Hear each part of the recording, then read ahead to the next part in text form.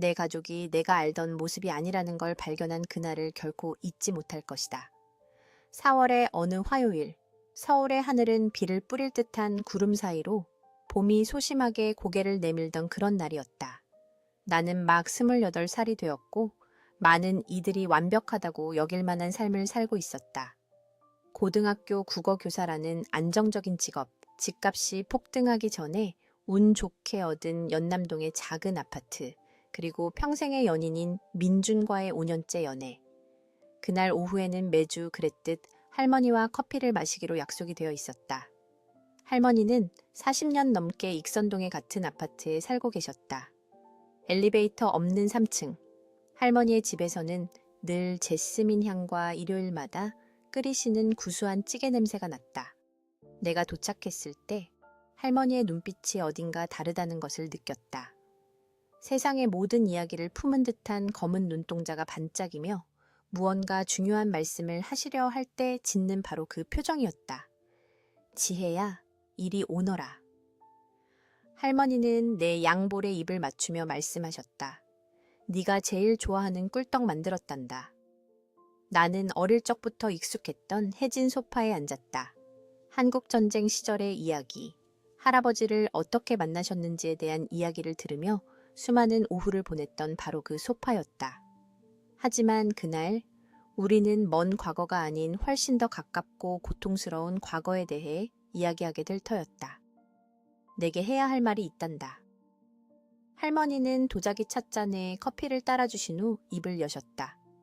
진작 말했어야 했는데 네 아비가 그러지 말라고 신신당부를 했었지. 뱃속이 아찔해졌다. 아버지는 3년 전 갑작스러운 심장마비로 돌아가셨고 가족에게는 아직 채우지 못한 커다란 빈자리를 남기셨다. 아버지는 과묵하고 진지한 분이셨으며 감정이나 과거에 대해 말씀하시는 일이 거의 없었다. 지혜야, 네 아버지는 외아들이 아니었단다. 여동생이 하나 있었어, 은희라고. 나는 혼란스러워 눈을 깜빡였다. 여동생이요? 하지만 어떻게 그럴 수가 있어요? 한 번도 말씀하신 적 없는데. 할머니는 한숨을 쉬며 하얗게 센 머리카락을 쓸어 넘기셨다. 은희는 내 아버지보다 2살 어렸지. 어릴 땐 둘도 없는 사이였는데 20살, 18살이 되던 해에 크게 싸웠단다. 이유는 나도 정확히는 몰라. 둘 다 절대 입을 열지 않았으니까.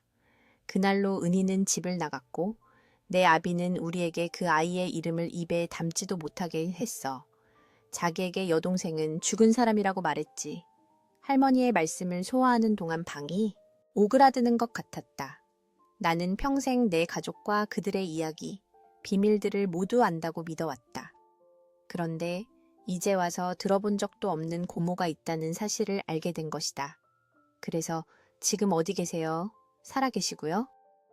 목이 메어오는 것을 느끼며 물었다. 할머니는 앞치마 주머니에서 누렇게 바랜 봉투 하나를 꺼내 떨리는 손으로 내게 건네주셨다. 부산에 산단다. 네 아비는 몰랐지만 나는 그 애랑 한 번도 연락을 끊은 적이 없어. 편지도 보내고 사진도 보내오고 내 아비가 출장 갔을 땐 몇 번 나를 보러 오기도 했지. 봉투를 열자 최근에 찍은 사진 한 장이 나왔다. 60대쯤으로 보이는 한 여인이 아빠와 똑같은 검은 눈을 하고 머리를 단정하게 쪽진 채 바다가 보이는 테라스 같은 곳에서 카메라를 향해 미소 짓고 있었다. 그 얼굴에는 낯익은 구석이 있었다.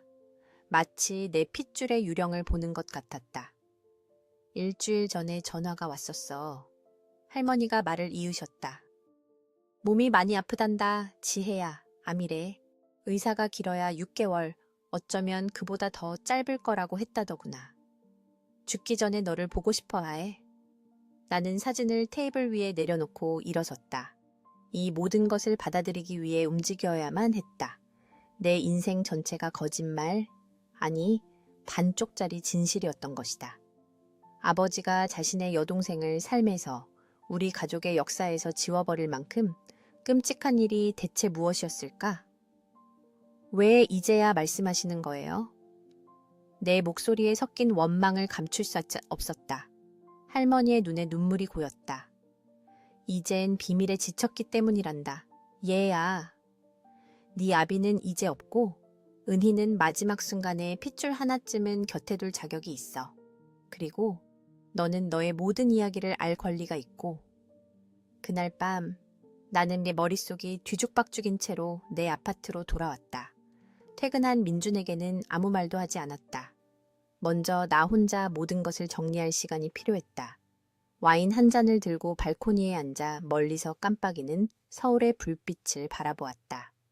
내 피를 나눈, 그러나 한 번도 만나보지 못한, 곧 세상을 떠날 그 여인을 생각하며 다음 날 나는 학교에 일주일 휴가를 냈다. 교감 선생님은 몇 년 전 아버지와 함께 근무했던 적이 있는 이해심 많은 분이셨고, 긴급한 가족 문제가 생겼다고 설명하자 아무 이의 없이 허락해 주셨다. 한 번도 만난 적 없는 고모가 위독하세요 라는 말을 입 밖으로 꺼내는 것은 여전히 힘든 일이라 자세한 설명은 피했다. 그날 저녁 민준에게 모든 것을 털어놓았다. 열린 창문으로 도시의 소음이 흘러들어오는 작은 부엌에서 저녁을 먹고 있었다. 민준은 내 말을 조용히 들어주었고 그의 녹색 눈은 나를 향해 고정된 채 가끔 고개를 끄덕였다. 내 말이 끝나자 그는 말했다. 가봐야겠네. 그것은 제안이 아니라 단언이었다. 만약 내가 알고 싶지 않은 걸 알게 되면 어떡해? 나는 가장 큰 두려움을 입 밖으로 냈다. 아빠가 그분을 우리 인생에서 지워버린 데에는 그럴 만한 이유가 있었던 거라면? 민주는 테이블 위로 내 손을 잡았다. 그게 뭐든 이제 그건 네 일부야, 지혜야. 모른다고 해서 그게 없던 일이 되는 건 아니잖아. 그리고 어쩌면 모든 진실을 아는 것이 네 아버지를 더 잘 이해하는 데 도움이 될지도 몰라. 사흘 후 나는 작은 여행 가방 하나와 은희 고모의 주소가 적힌 종이를 들고 부산행 KTX에 몸을 실었다. 내 시간의 여정이 영원처럼 길게, 동시에 너무나 짧게 느껴졌다. 이 여인에게 무슨 말을 해야 할까? 아버지가 평생 동안 그 존재를 부정했다는 사실을 알면서 어떻게 그 눈을 마주할 수 있을까? 기차가 부산역에 들어설 때 나는 마치 존재조차 몰랐던 과거와 상상할 수 없는 미래를 향한 보이지 않는 문턱을 넘는 기분이었다. 그 너머에서 내가 발견하게 될 무언가가 내 가족과 나 자신에 대한 개념을 영원히 바꿔놓을 터였다. 부산은 서울의 변덕스러운 하늘과는 대조적으로 눈부신 햇살과 바닷바람으로 나를 맞았다. 역에서 택시를 타고 할머니가 적어주신 주소로 향했다. 바다와 가까운 해운대 근처의 한 건물이었다. 택시를 타고 가는 동안 나는 창밖으로 도시의 풍경이 변하는 것을 지켜보았다. 현대적인 도심의 빌딩들에서부터 오래된 어촌의 다채롭고 아기자기한 집들까지. 나이 지긋한 부산 사투리가 진한 택시 기사님이 대화를 걸어왔지만 나는 단답으로만 대답했다. 내 머릿속은 은희 고모를 마주했을 때 무슨 말을 할지 연습하느라 너무 바빴다. 안녕하세요. 저는 오빠의 딸, 지혜예요. 아니, 너무 직설적이다. 할머니께 말씀드렸어요. 그것도 아니다. 마치 부끄러운 비밀처럼 들린다. 어떤 면에서는 실제로 그렇기도 했고. 택시는 빛바랜 푸른색으로 칠해진 외벽과 단철 난간이 있는 3층 건물 앞에 멈춰섰다.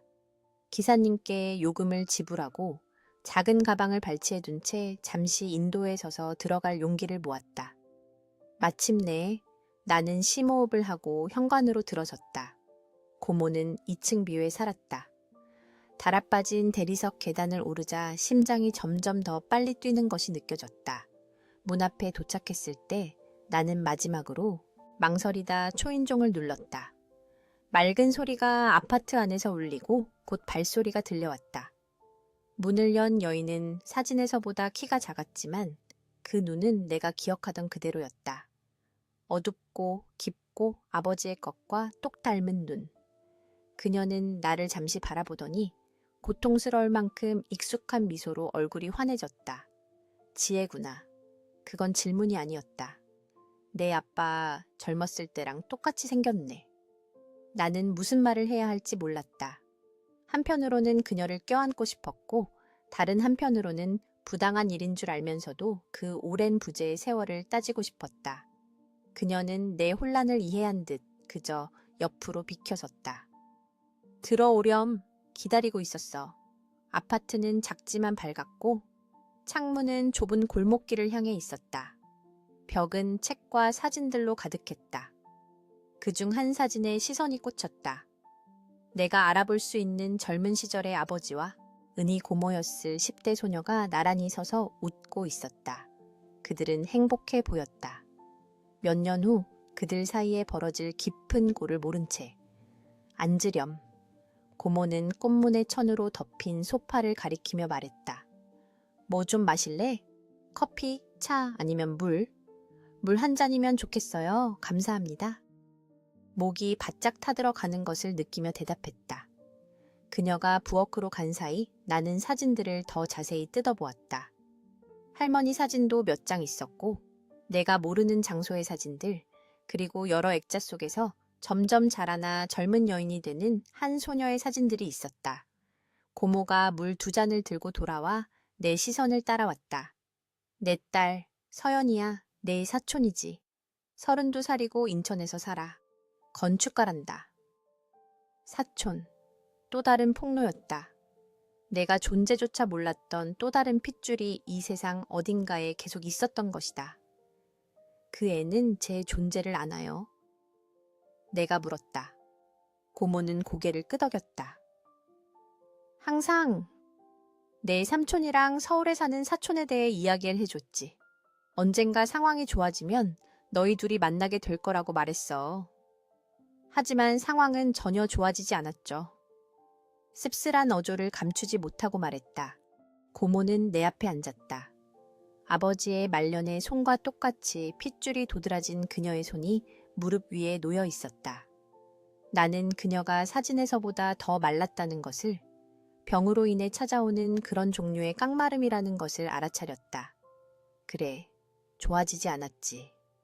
그녀가 인정했다. 그리고 이제 내 아버지는 떠났고 나도 곧 그 뒤를 따를 텐데 하지 못한 말들이 너무 많구나. 그녀의 목소리가 살짝 떨렸다. 왜요? 나는 단도직입적으로 물었다. 아버지가 우리 삶에서 고모를 지워버릴 만큼, 제가 사흘 전까지 고모의 존재조차 몰랐을 만큼 두 분 사이에 무슨 심각한 일이 있었던 거예요? 고모는 잠시 눈을 감았다. 마치 힘을 모으는 것처럼. 다시 눈을 떴을 때 그 눈에는 결의가 서려 있었다. 길고 고통스러운 이야기란다, 지혜야. 그리고 네 아버지가 자신의 입장을 말할 수 없는 지금, 내가 내게 이 이야기를 할 자격이 있는지 모르겠구나. 하지만 네가 여기까지 왔으니 진실을 알 자격이 있겠지. 그녀는 천천히 일어나 책장으로 다가가 나무로 조각된 상자 하나를 꺼내왔다. 다시 자리에 앉아 우리 사이의 커피 테이블 위에 그 상자를 올려놓았다. 이 상자 안에는 네 아버지와 내가 멀어진 이유를 설명해줄 편지, 서류, 사진들이 들어있어. 하지만 이걸 열기 전에 네가 알아줬으면 하는 게 있단다. 우리 사이에 있었던 일은 너와는 아무 상관이 없어. 네 아버지는 널 사랑했어, 지혜야. 그건 의심의 여지가 없단다. 나는 목이 메어 말도 못하고 고개만 끄덕였다. 고모는 상자를 열고 낡은 사진 한 장을 꺼냈다. 군복을 입은 젊은 남자가 임신한 여자 옆에 서 있었다. 우리 부모님, 내 할아버지 할머니야. 1962년에 찍은 사진인데 내 아버지가 태어나기 직전이지. 우리 아버지, 네 할아버지는 군인이셨어. 군사정권 시절 군에 복무하셨지. 내 아버지는 광주의 한 군부대에서 태어났단다. 나는 사진을 받아들고 한 번도 뵌 적 없는 할아버지 할머니의 얼굴을 뜯어보았다. 아버지는 그분들에 대해 거의 말씀이 없으셨다. 내가 태어나기 전에 돌아가셨다는 것만 알 뿐이었다. 우리 아버지는 아주 엄격하고 생각이 확고한 분이셨어. 고모가 말을 이었다. 체제를, 규율을, 특정 이념의 국가를 굳게 믿으셨지. 내 아버지와 내가 어렸을 때 우리는 그분의 엄격한 규칙 아래 살았어. 아주 작은 불복종에도 큰 대가를 치러야 했지. 그녀는 다른 사진을 꺼냈다. 이번에는 사진관에서 찍은 듯한 사진 속에 남자아이와 여자아이가 얌전히 앉아 있었다. 내 아버지는 나를 지켜줬어. 언제나. 내가 잘못을 하면 아빠가 대신 혼났지. 할아버지가 손을 들면 네 아빠가 앞을 가로막았어. 우리는 세상에 맞서 서로를 의지하는 둘도 없는 사이였지. 고모가 떠올리는 이미지는 내가 알던 아버지의 모습과는 너무나 달랐다. 조용하고 속을 드러내지 않으며 목소리를 높이거나 감정을 보이는 일이 절대 없었던 사람. 뭐가 변한 거예요? 내가 물었다. 왜 서로 말을 안 하게 되신 건데요? 고모는 누렇게 바렌 신문 스크랩 하나를 꺼내 내게 건넸다. 1982년 기사였고 제목은 불법 시위 참여 학생 3명 구속이었다. 기사에 언급된 이름 중 하나가 은희였다. 나는 대학에서 신문방송학을 공부하고 있었어. 민주화 운동이 한창이던 시절이었지. 모든 것이 가능해 보였어.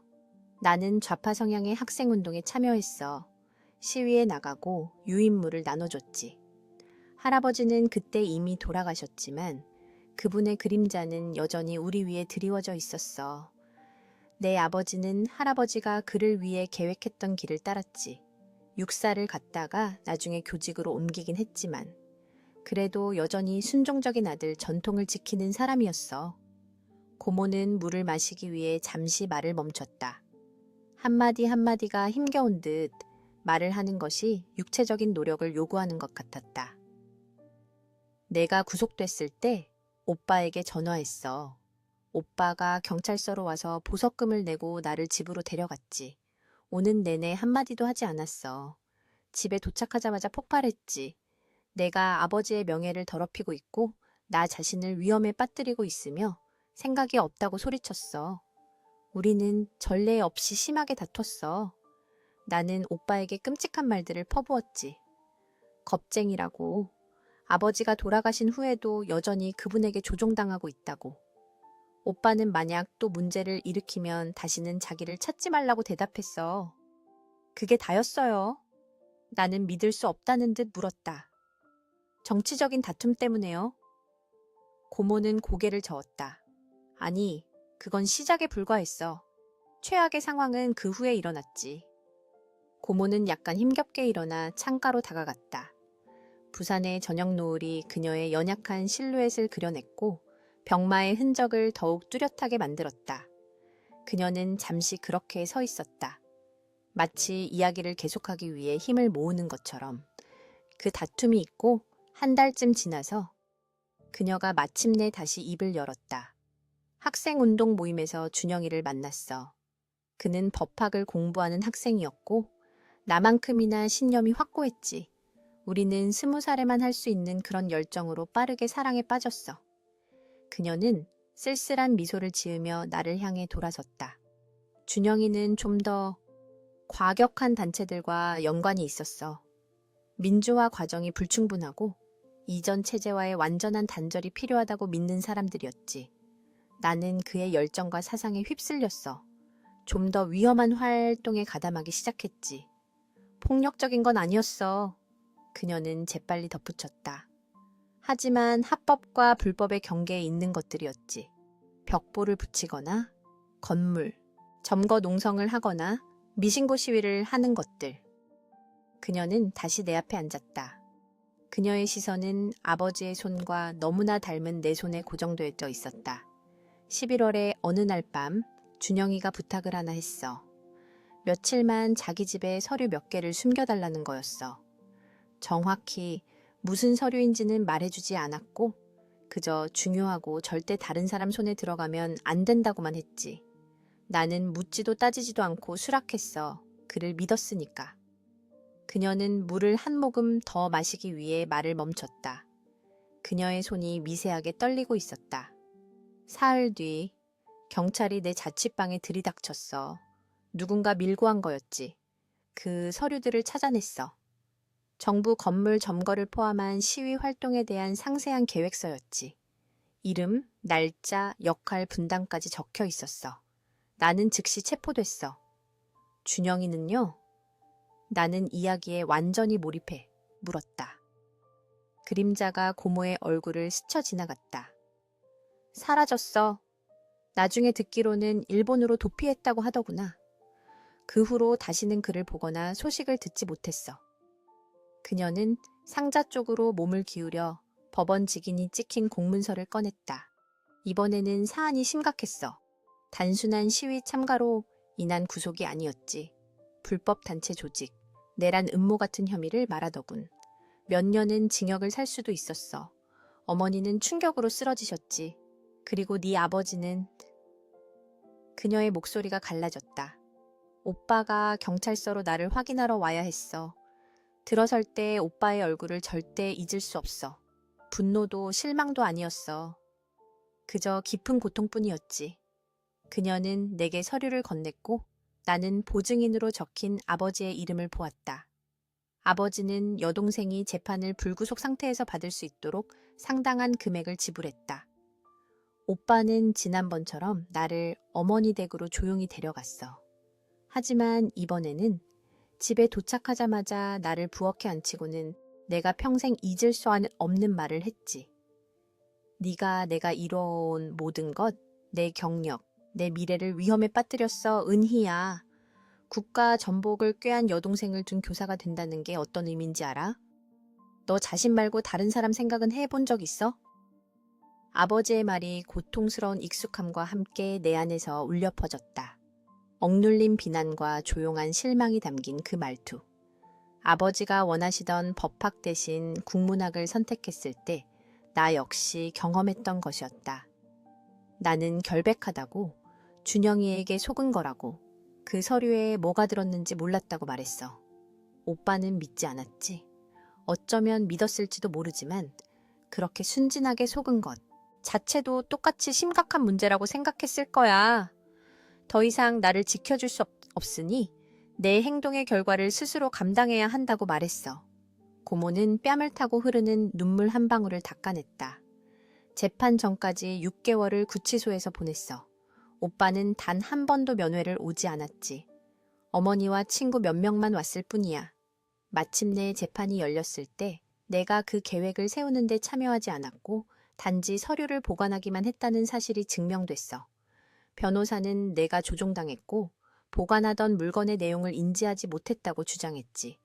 징역 2년을 선고받았지만 초범이고 전과가 없어서 실형을 살지는 않았어. 그녀는 다시 일어섰다. 이번에는 작은 유리 장식장으로 다가가 소주병과 잔 2개를 꺼냈다. 좀 더 독한 걸 마셔도 괜찮을까? 이 부분은 이야기하기가 늘 힘들어서. 나는 고개를 저으며 그녀가 건네는 잔을 받았다. 평소에는 독한 술을 마시지 않지만 목구멍을 태우는 소주의 열기가 가슴으로 퍼져나가는 것이 고마웠다. 출소하자마자 오빠를 찾아갔어. 더 이상 어머니와 함께 살지 않았고 내 어머니와 결혼해서 다른 아파트에 살고 있었지. 예고 없이 찾아갔어. 네 어머니가 문을 열어주셨지. 내가 누군지 몰랐어. 오빠는 문제아 여동생에 대해 한 번도 말한 적이 없었으니까. 그녀는 계속하기 전에 잔을 길게 비웠다. 네, 어머니는 친절했어. 들어오라고 했지. 오빠는 거실에서 시험지를 채점하고 있었어. 나를 보자마자 얼어붙었지. 네 어머니는 긴장감을 눈치채고 우리 둘만 남겨두고 자리를 비켜줬어. 나는 사과했어. 내가 어리석었고 교훈을 얻었으며 오빠를 되찾고 싶다고 말했지. 오빠가 뭐라고 대답했는지 아니? 나는 그녀가 말해주지 않아도 알 것 같았다. 엄격한 얼굴과 절제된 목소리를 한 아버지의 모습을 완벽하게 상상할 수 있었다. 나에게는 이제 여동생이 없어, 은희야. 내 여동생은 가족보다 자신의 정치적 이상이 더 중요하다고 결정한 날 죽었어. 이제 나에게는 아내가 있고 곧 아이들도 태어날 거야. 내 과거가 그들에게 영향을 미치지 않았으면 좋겠어. 다시는 찾아오지 말아줘. 뒤이은 침묵은 손으로 만질 수 있을 만큼 무거웠다. 나는 손에 든 잔을 내려다보았다. 저녁 노을이 호박색 액체에 반사되고 있었다. 나는 망연자실한 채로 그 집을 나왔어. 고모가 말을 이었다. 친구들과 함께 살던 자취방으로 돌아가 며칠 동안 침대에서 나오지 않았지. 마침내 일어났을 때 결심했어. 오빠가 나를 자기 인생에서 지우고 싶다면 그 결정을 존중해주겠다고. 하지만 유령처럼 서울에 머물지는 않겠다고. 길에서 우연히 마주쳤을 때 오빠가 나를 외면하는 모습을 보고 싶지 않았어. 부산의 한 지역 신문사에서 일자리를 구해서 이사했지. 처음부터 다시 시작했어. 그 후로 다시는 연락하려고 하지 않으셨어요. 나는 답을 짐작하면서도 물었다. 고모는 고개를 저었다.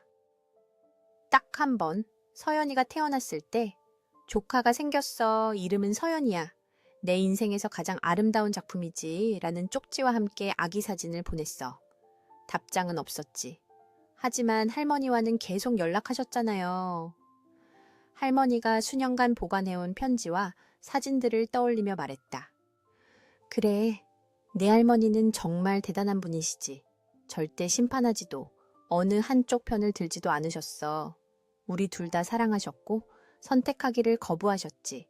우리는 몰래 만났어. 할머니가 부산으로 오시거나 내 아버지가 출장 간 걸 알면 내가 서울로 갔지. 할머니는 내 이야기를 해주셨어. 네가 어떻게 자라는지, 얼마나 똑똑한지. 할머니가 보내주신 네 사진들도 가지고 있어. 내가 내 인생의 일부가 될 수는 없었지만 너는 항상 내 인생의 일부였단다. 그녀는 빈잔을 테이블 위에 내려놓고 깊은 한숨을 쉬었다. 8개월 전 암 진단을 받았을 때 가장 먼저 전화한 사람 중 하나가 내 할머니였어. 오빠에 대해 물었고 돌아가셨다는 소식을 들었지. 며칠을 울었어. 우리가 잃어버린 것 때문이 아니라 그건 수년에 걸쳐 이미 여러 번 울었으니까 이제는 절대 되찾을 수 없는 것 때문에. 절대 전할 수 없는 사과, 절대 받을 수 없는 용서. 나는 그녀에게 다가가 도착한 이후 처음으로 그녀의 손을 내 손으로 감쌌다. 차갑고 뼈마디가 앙상했지만 내 손을 놀라울 정도로 강하게 쥐었다. 그리고 내 생각이 났어. 고모가 말을 이었다. 어쩌면 너를 통해서 오빠와 화해할 수 있을지도 모른다고 생각했어. 네가 나를 만나고 내 입장에서의 이야기를 들어준다면 그 용서의 일부가 지금 어디에 있든 그에게 닿을 수 있을 거라고. 우리는 그렇게 침묵 속에 앉아 있었다. 해가 완전히 지고 방은 서서히 어둠에 잠겼다. 우리 둘 다 불을 켜러 일어나지 않았다. 어둠이 우리를 더 자유롭게 말하게 해주는 것 같았다. 그림자들이 수년 동안 묻혀있던 고통스러운 진실을 마주하기 더 쉽게 만들어주는 것 같았다. 네가 알아야 할 게 하나 더 있어. 마침내 고모가 이제 어두워진 방에서 속삭이듯 말했다. 네 할머니조차 모르는 일이야. 고모의 말 뒤로 짙은 침묵이 방을 채웠다. 나는 소파 옆 램프를 켜기 위해 몸을 일으켰다. 그 마지막 비밀을 밝히는 그녀의 얼굴을 봐야만 했다. 노란 불빛이 그녀 얼굴의 주름에 그림자를 들이우며 병이 그녀에게 남긴 연약함을 강조했다. 할머니께서 모르시는 게 뭐예요? 두려움과 호기심이 뒤섞인 채 물었다. 고모는 소파 팔걸이를 짚고 천천히 일어섰다. 따라오렴. 그녀가 낮은 목소리로 말했다. 나는 좁은 복도를 따라 그녀의 서재로 보이는 작은 방으로 들어갔다. 책으로 가득 찬 책장이 벽을 덮고 있었고 중앙에는 나무 책상이 놓여 있었다. 그 위에는 낡은 컴퓨터와 꼼꼼하게 정리된 여러 개의 파일이 있었다. 그녀는 구석에 있는 작은 벽장으로 다가가 금고를 꺼냈다. 이제는 떨리는 그녀의 손가락이 비밀번호를 눌렀다. 금속문이 찰칵 소리를 내며 열렸다. 지금 내가 보여줄 건 네 아버지에 대한 내 이미지를 바꿔놓을 거야. 그녀가 경고했다. 그의 기억을 더럽히기 위해서가 아니라 네가 모든 진실을 알 자격이 있다고 믿기 때문에 이러는 거라는 걸 알아줬으면 해. 그녀는 세월의 흔적으로 누렇게 변한 커다란 봉투를 꺼내 책상 위에 올려놓았다. 성물을 다루듯 조심스럽게 손으로 쓴 편지 한 통을 꺼내 내게 건넸다. 이 편지는 우리 마지막 만남 이후 6개월 뒤에 도착했어. 치스거. 나한테 더 이상 여동생이 없다고 말했을 때. 글씨체는 틀림없는 아버지의 것이었다. 깔끔하고 정돈되고 내가 물려받은 오른쪽으로 살짝 기운 필체. 나는 조용히 읽기 시작했다. 은희에게 1년 전에 내 아버지가 돌아가셨다는 소식을 들었을 때. 그리고 1년 뒤에 내 아버지가 네가 언젠가 이 글을 읽게 될지 모르겠다. 네가 읽기를 바라는지도 모르겠어. 어쩌면 이건 나 자신을 위해 쓰는 글인지도 모르지. 우리 사이에 일어난 일을 이해바세 해보려고. 나는 네가 한 일을 용서할 수 없어. 네 미래를 위태롭게 했기 때문이 아니라 내가 아버지의 그림자에서 벗어나 막 삶을 꾸리기 시작했을 때 내 미래를 위험에 빠뜨렸기 때문이야. 네가 아마 절대 이해하지 못하겠지만 그분의 유산을 끊어내고 그분이 정해준 군인의 길을 버리고 교직에 헌신하는 것이 내게 어떤 의미였는지 나는 선언이나 성명서 없이 조용히 해냈어. 나의 반항은 신중했지만 깊었지. 그런데 네가 나타난 거야. 소리 높여 외치는 너의 이상, 너의 피켓, 너의 불필요한 위험들, 그리고 최악은 네가 나를 다시 내가 원치 않던 사람으로 돌아가게 만들었다는 거야. 군인의 아들, 규칙을 따르는 자, 가족을 책임지는 자로. 나는 네 문제를 해결하기 위해 내가 경멸하는 우리 아버지의 연주를 이용해야 했어. 하지만 더 중요한 게 있어. 그 마지막 날 내게 말하지 않은 것. 네 형수가 임신했어. 딸이 태어날 거야. 이름도 이미 정했어. 지혜라고. 그리고 나는 결심했어. 그 아이는 너에 대해, 우리 아버지에 대해, 우리가 짊어진 어둠에 대해 절대 알지 못하게 할 거야. 나는 그 아이가 과거로부터 자유롭게 자라나길 바라. 한쪽은 폭력으로, 다른 한쪽은 무책임으로 얼룩진 성씨의 무게를 느끼지 않기를 바라. 부당하다는 거 알아. 극단적이라는 것도. 하지만 그 아이를 지킬 수 있는 유일한 방법이야. 언젠가 어쩌면 아이가 더 크면 진실을 말해줄지도 모르지. 하지만 그때까지 나는 그 아이를 위해 균열 없는 세상을 만들어줘야 해. 이해해달라고 하지는 않겠다. 그저 존중해달라고만 부탁할게. 상훈 나는 편지에서 눈을 들었다. 목이 메어왔다. 아버지의 말들은 내가 평생 그에게서 본 적 없는 솔직함으로 울려 퍼졌다. 아버지는 언제나 침묵과 반쪽짜리 진실, 피상적인 대화의 사람이었다. 그의 연약함이 이 편지에 담겨 있는 것을 보니 숨이 막혔다. 이게 유일한 편지는 아니야. 고모가 봉투를 가리키며 말했다. 더 있어. 몇 년 동안 네 아버지는 내게 편지를 보냈지만 붙이지는 않았어. 내 이야기를, 네가 잘하는 모습, 네가 이룬 성과들을 말해줬지. 내가 네 삶에 들어오는 것은 허락하지 않으면서 나를 네 삶의 일부로 만들어줬어. 나는 떨리는 손가락으로 나머지 편지들을 꺼냈다. 수십 통의 편지가 연대순으로 정리되어 있었다. 내 초등학교 첫날, 졸업식, 첫 남자친구에 대한 이야기들이 담긴 편지들이었다. 아버지가 조용히 지켜보며 내가 절대 읽을 거라고 생각하지 않았던 이 페이지들에 자신의 감정을 쏟아냈던 사건들이었다. 어떻게 고모 손에 들어온 거예요? 나는 혼란스러워 물었다. 고모는 책상 의자에 앉았다. 피로가 얼굴에 역력했다. 4년 전 돌아가시기 직전에 내 아버지가 내게 전화했어. 수십 년 만에 처음 듣는 목소리였지. 아프다고 의사들이 시간이 얼마 남지 않았다고 했어. 만나자고 하지는 않았지. 그저 무언가 보내도 되겠냐고 물었어. 일주일 뒤에 이 봉투가 도착했단다. 나는 억누를 수 없는 눈물을 흘리기 시작했다. 혼자 서재에 앉아 말도 섞지 않는 여동생에게 편지를 쓰는 아버지의 모습, 절대 보내지 않을 편지를 쓰는 모습이 내 가슴을 미어지게 했다. 마지막 편지가 하나 더 있어. 고모가 다른 것들보다 더 새 것 같은 하얀 봉투를 꺼내며 말했다. 이건 달라.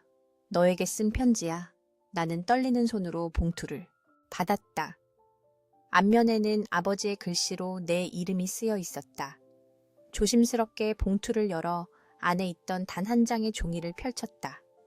사랑하는 지혜에게 네가 이 편지를 읽고 있다면 그건 네가 고모 은희를 만났고 나는 이제 이 세상에 없다는 뜻이겠지.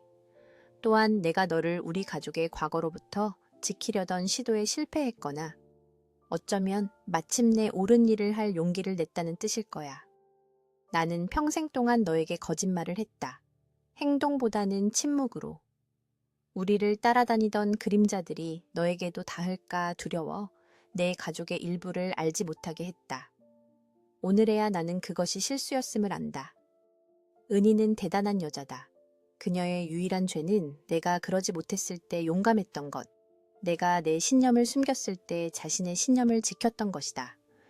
나는 그녀가 나의 비겁함을 상기시킨다는 이유로, 내가 마주하고 싶지 않았던 거울이라는 이유로 그녀를 벌했다. 너희가 언젠가 만날 수 있을지 모르겠다. 그녀가 그 오랜 침묵을 용서하고 싶어 할지도 모르겠어. 하지만 만약 너희가 만난다면, 그녀가 있는 자리에서 이 글을 읽는다면 내 고모는 네가 몰랐을지라도 항상 너의 일부였다는 것을 알아주렴.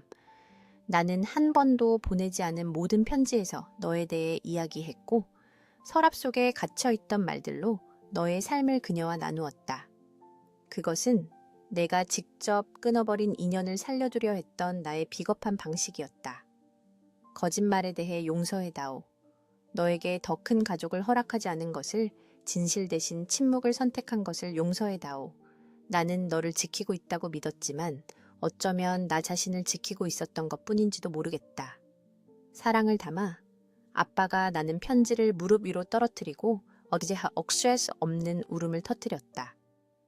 고모가 다가와 나를 안아주었다. 처음에는 어색한 포옹이었다. 피로 맺어졌지만 수십 년의 비밀로 갈라진 두 이방인의 포옹. 하지만 점차 그것은 더 자연스럽고 더 필요한 것이 되어갔다. 내 아버지는 복잡한 사람이었어. 우리가 떨어졌을 때 고모가 말했다.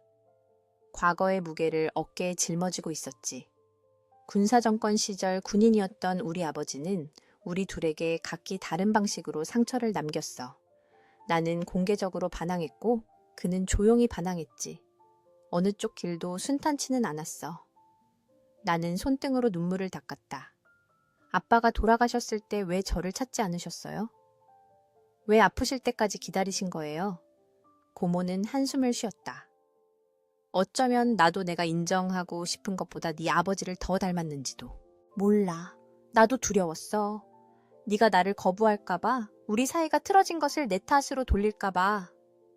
그리고 그 후에는 글쎄, 시간은 우리가 생각하는 것보다 더 빨리 흐르더구나. 매일 내일 전화해야지라고 생각하다가 그 내일이 몇 달이 되고 몇 달이 몇 년이 되었지. 우리는 방금 발견한 모든 것을 소화하며 침묵 속에 앉아 있었다.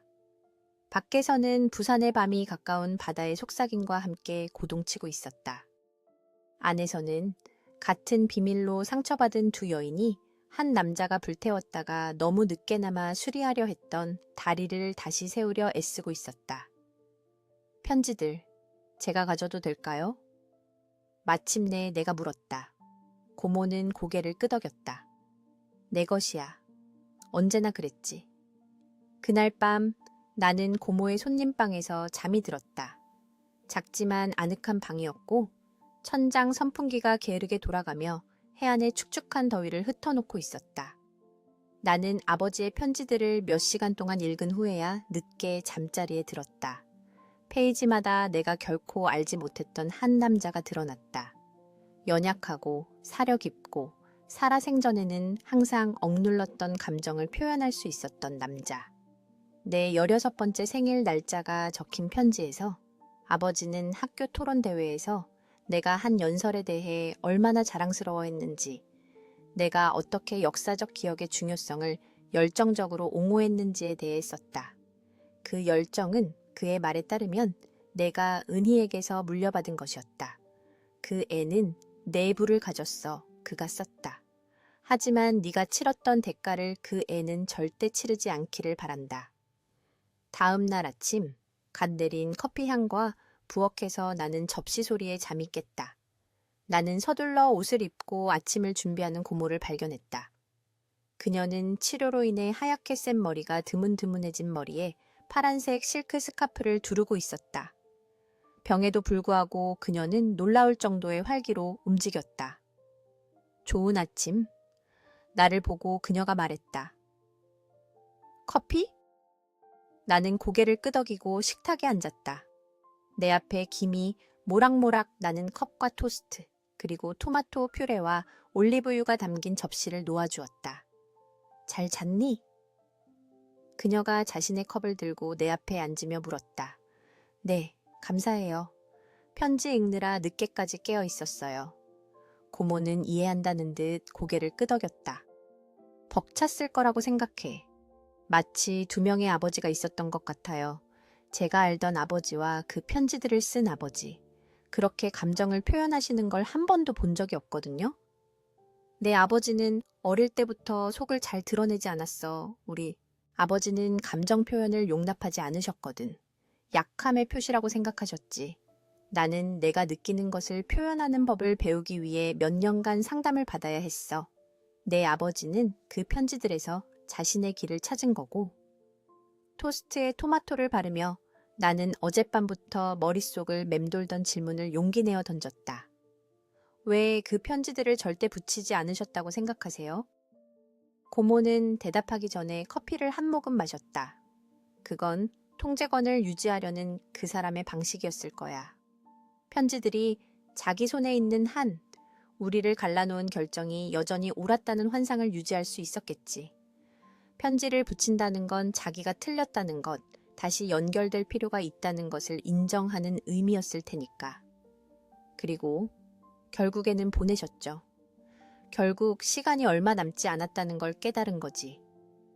임박한 죽음이 우선순위를 명확하게 해준다는 게 참 묘해. 그녀는 마치 자신의 죽음이 아니라 과학적 사실에 대해 이야기하는 것처럼 놀라울 정도로 차분하게 말했다. 나에게도 그 시간이 닥쳤을 때 그런 평온함을 가질 수 있을지 궁금했다. 의사 선생님들이 시간 얼마나 남았다고 하세요? 질문은 여과 없이 튀어나왔고 나는 곧 나의 무례함을 후회했다. 하지만 고모는 기분 나빠 보이지 않았다. 석 달, 어쩌면 넉 달. 암이 너무 많이 퍼졌어. 항암 치료를 한 번 더 시도해볼 수도 있겠지만 그건 얼마 남지 않은 삶의 질을 희생하면서 피할 수 없는 일을 연장하는 것뿐이야. 죄송해요. 나는 어색함을 느끼며 중얼거렸다. 미안해하지 마. 나는 좋은 삶을 살았어. 지혜야. 사랑도 해봤고 내가 믿는 것을 위해 싸워봤고 멋진 딸도 키웠지. 그리고 이제 너를 만났잖아. 떠나기 전에 이렇게 많은 매듭을 풀 수 있는 행운을 누구나 갖는 건 아니란다. 아침 식사 후 고모는 동네 산책을 제안했다. 괜찮다면 말이야. 그녀가 덧붙였다. 예전만큼 기운은 없지만 아침에 바닷가를 걷는 걸 좋아하거든. 우리는 다채로운 외관과 오래된 타일이 있는 해운대의 좁은 골목길을 걸었다. 고모는 마치 오랜 친구를 소개하듯 구석구석의 역사를 설명해 주었다. 부동산 투기로부터 동네를 지키기 위한 주민들의 투쟁, 역사적 유산을 지키기 위해 기사를 쓰며 시위에 참여했던 자신의 이야기를 들려주었다. 신념을 위한 싸움을 절대 멈추지 않으셨네요. 내가 말했다. 방식은 온건해졌지만 신념은 아니야. 세월이 흐르면서 저항에는 여러 가지 방법이 있다는 걸 깨달았어. 모두가 피켓을 필요로 하는 건 아니더구나. 우리는 해변에 도착해 지중해를 마주한 벤치에 앉았다. 평일이라 사람은 거의 없었다. 산책하는 노인 몇 명, 햇볕을 쬐는 북유럽 관광객들, 그리고 현장 학습을 나온 근처 학교 아이들 뿐이었다. 내 딸 서연이가 내일 와. 고모가 잠시 명상적인 침묵 끝에 말했다. 너를 무척 만나고 싶어 해. 저에 대해 이야기하셨어요? 평생 동안. 내 아버지와는 달리 나는 서울에 있는 내 가족의 존재를 숨긴 적이 없어. 서연이는 삼촌과 사촌이 있다는 걸 알면서 자랐어. 비록 만날 수는 없었지만 목에 덩어리가 생겼다. 내가 무지 속에서 자라는 동안 내 사촌은 평생 동안 내 대해 알고 있었던 것이다. 저를 찾아보려고 한 적은 없어요? 몇 번 제안했지. 특히 SNS가 시작되었을 때. 하지만 내가 네 아버지의 결정을 존중해달라고 부탁했어. 너를 혼란스럽게 하거나 곤란한 상황에 빠뜨리고 싶지 않았거든. 나는 주머니에서 휴대폰을 꺼내 사진 앱을 열었다. 민준과 최근에 찍은 사진을 찾아 고모에게 보여주었다. 제 남자친구 민준이에요. 5년째 만나고 있어요. 고모는 마치 깨뜨릴까 두려운 듯 조심스럽게 휴대폰을 받아들고 사진을 유심히 보았다. 착하게 생겼네. 그녀가 미소 지으며 말했다. 무슨 일 하는데? 건축가예요. 작은 사무실에서 일하는데 흥미로운 프로젝트들을 맡기 시작했어요. 서연이처럼. 고모가 말했다. 그 애도 건축가잖아. 어쩌면 공통점이 있을지도 모르겠네. 내 남자친구와 새로 발견한 사촌이 같은 직업을 가졌다는 사실이 의미심장한 우연처럼 느껴졌다. 마치 운명이 우리의 갈라진 삶 사이의 실을 엮으려 애쓰는 것 같았다. 할머니께 전화 드려야겠어요. 내가 갑자기 말했다. 걱정하고 계실 거예요. 서울을 떠날 때 어디 가는지 겨우 말씀드렸거든요. 전화하렴. 고모가 고개를 끄덕였다. 그리고 괜찮다면 보고 싶어 한다고 전해주렴. 우리가 직접 만난 지 너무 오래됐거든.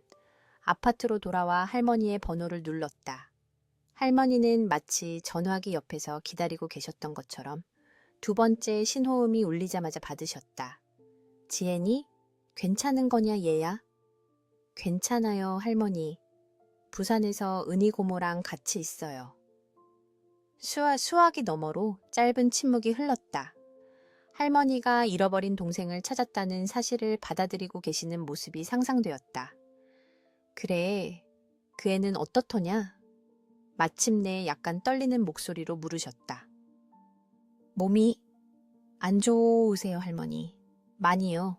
전화로는 자세한 이야기를 하고 싶지 않았지만 뒤이은 침묵은 할머니가 상황의 심각성을 이해하셨다는 것을 말해주었다.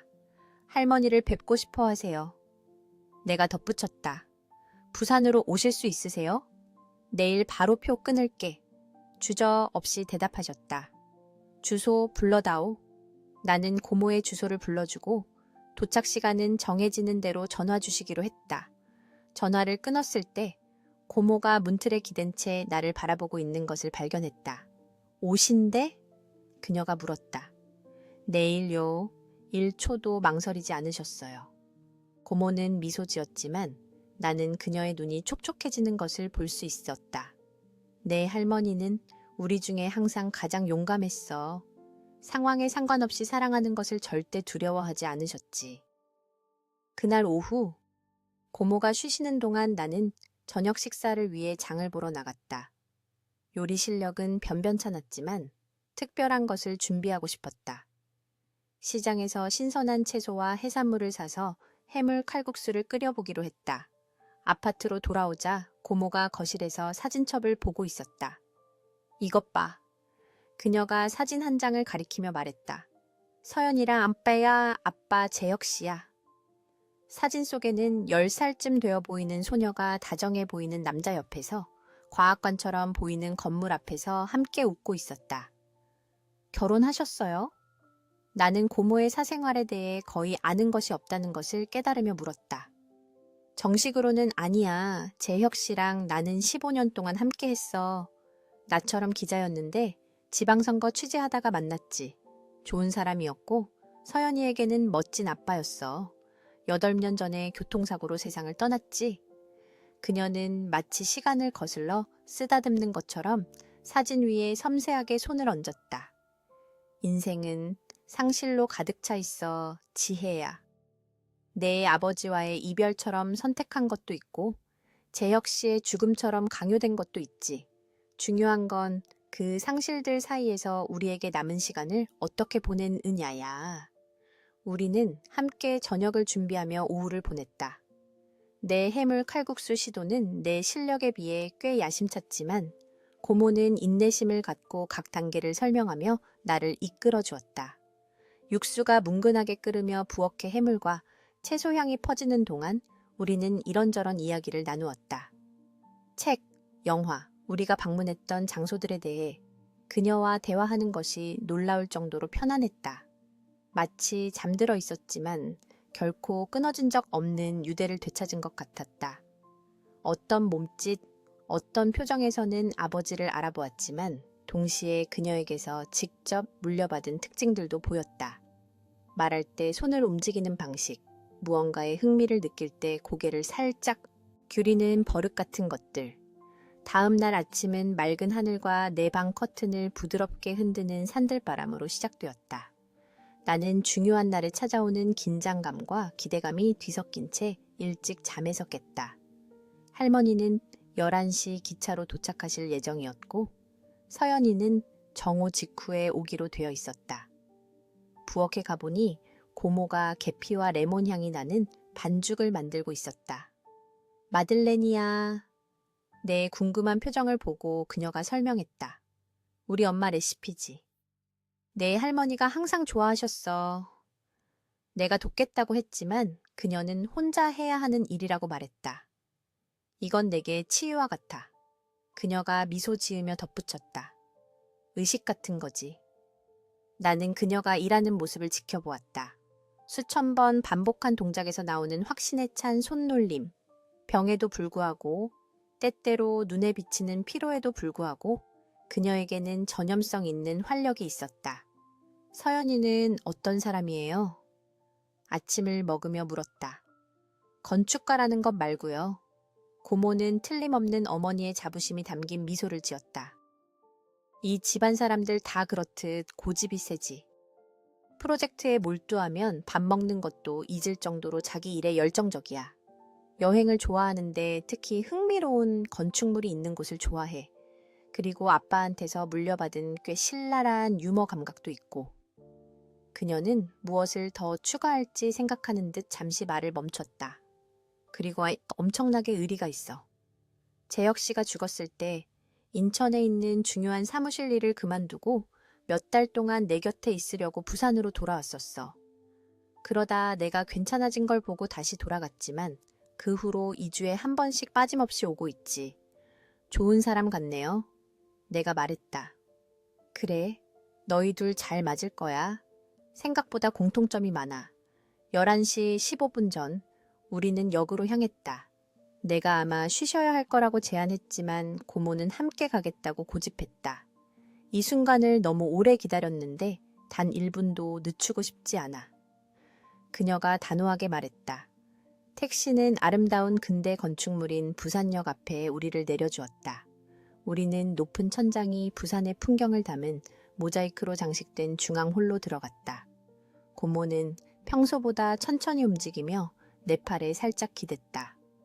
나는 그녀가 인정하고 싶어 하는 것보다 더 힘들어 한다는 것을 알아차렸다. 우리는 벤치에 앉아 기차 도착을 기다렸다. 우리 주변의 역은 여행 가방을 든 관광객, 출근하는 직장인, 배낭을 맨 학생들로 붐볐다. 곧 펼쳐질 작은 가족 드라마에는 무관심한 채 끊임없이 흘러가는 삶. 무서워. 고모가 갑자기 고백했다. 역의 소음 속에서 거의 들리지 않는 목소리였다. 나는 놀라서 그녀를 쳐다보았다. 지금까지 그녀는 강인한 모습만 보여주었다. 뭐가요? 나는 그녀의 손을 잡으며 물었다. 너무 늦었을까봐. 우리가 너무 많은 시간을 잃어버렸을까봐. 네 할머니가 나를 보고 그저 낯선 사람으로만 볼까봐. 할머니는 고모를 한 번도 미워한 적 없으세요. 나는 그녀를 안심시켰다. 고모 편지, 사진들 다 간직하고 계셨어요. 아빠가 안 계실 땐 속삭이듯이 고모 이야기를 하셨고요. 고모는 고맙다는 듯 내 손을 꽉 쥐었다. 그 순간 스피커에서 서울발 기차의 도착을 알리는 안내방송이 나왔다. 우리는 일어섰고 고모는 약간 힘겹게 승강장으로 다가갔다. 기차는 브레이크 소리를 내며 역으로 들어섰다. 문이 열리고 승객들이 내리기 시작했다. 나는 인파 속에서 할머니를 찾았다. 마침내 할머니를 발견했다. 하얀 머리를 쪽진, 소박한 파란색 블라우스와 흰 바지를 입고 작은 캐리어를 끄는 할머니. 우리 시선이 마주치자 할머니는 손을 들어 나를 향해 흔드셨다. 우리 쪽으로 걸어오기 시작했지만 그때 고모를 보았다. 할머니는 마치 유령이라도 본 듯 그 자리에 멈춰섰다. 끔찍한 순간 나는 할머니가 돌아서서 가버릴지도 모른다고 생각했다.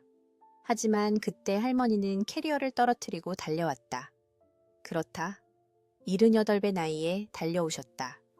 두 자매는 말하지 못한 모든 말, 잃어버린 모든 세월, 그리고 마침내 사라지는 모든 거리를 담은 듯한 포옹으로 하나가 되었다.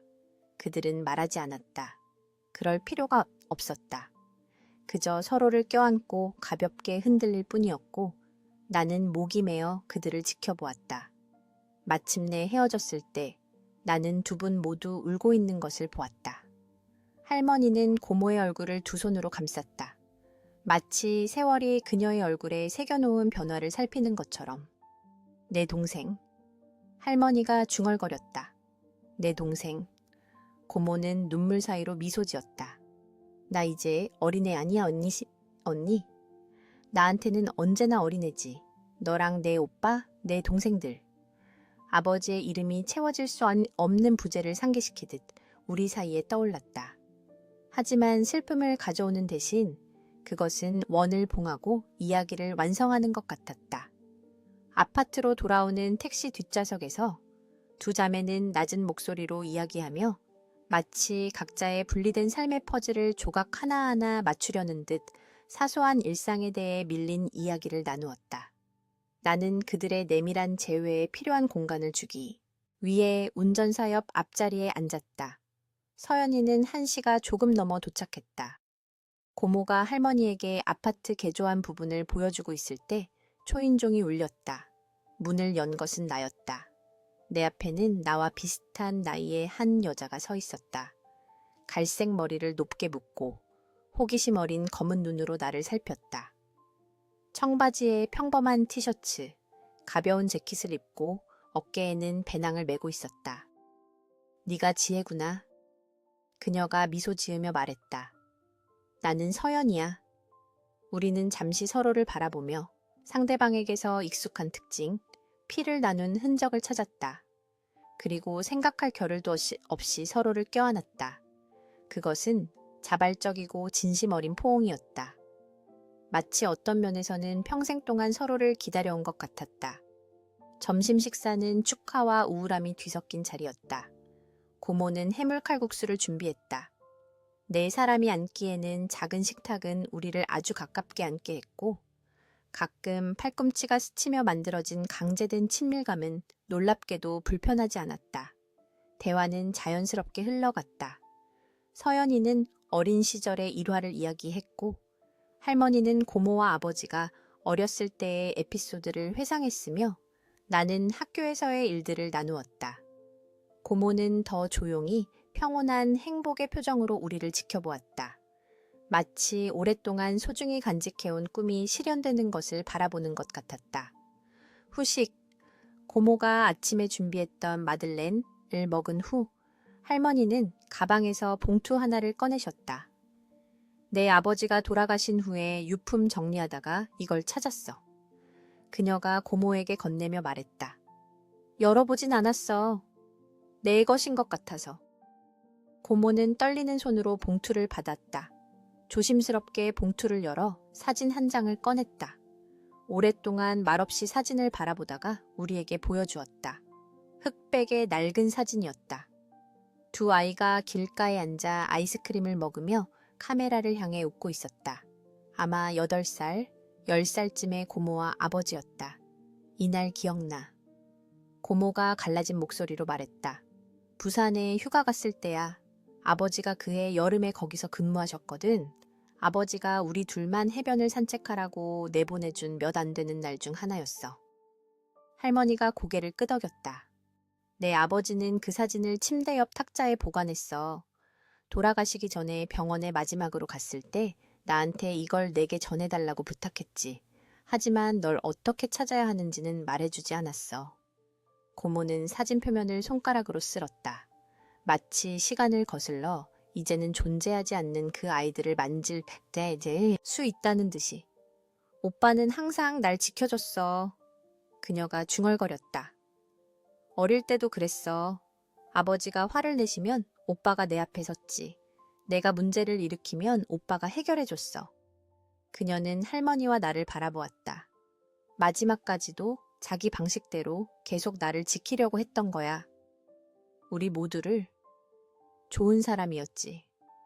할머니가 말했다. 좋은 아들, 좋은 아버지였어.